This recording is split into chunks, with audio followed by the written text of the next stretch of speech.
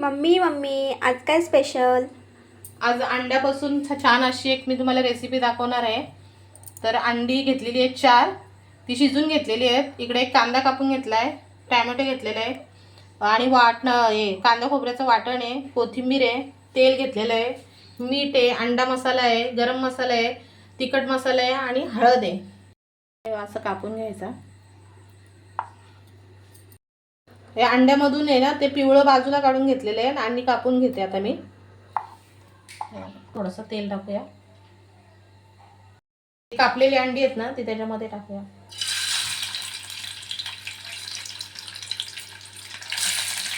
आपण थोडासा तिखट मसाला टाकतोय, थोडीशी हळद टाकायची आणि परत परतून घ्यायचा। प्लेटमध्ये मी काढून घेते। आपण आता याच्यामध्ये तेल टाकतो, कांदा टाकून घेतो। आता तिखट मसाला टाकून घेते, हळद टाकून घेते, गरम मसाला, अंडा मसाला, कांदा खोबऱ्याचं वाटण टाकायचं, छान मिक्स करून घ्यायचं।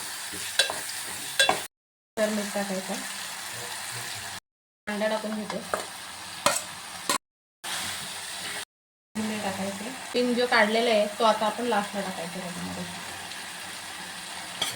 ठेवते 10 मिनिटांनी बघूया। ही छान अशी झालेली आहे। ते आता एका बाउलमध्ये तुम्हाला काढून दाखवते आणि आता वरून कोथिंबीर टाकायची। गॅस बंद करते आणि काढून दाखवते। छान असा आपला अंडा मसाला तयार झालेला आहे। तर आजची रेसिपी तुम्हाला कशी वाटली ही छोटीशी कमेंट करून सांगा।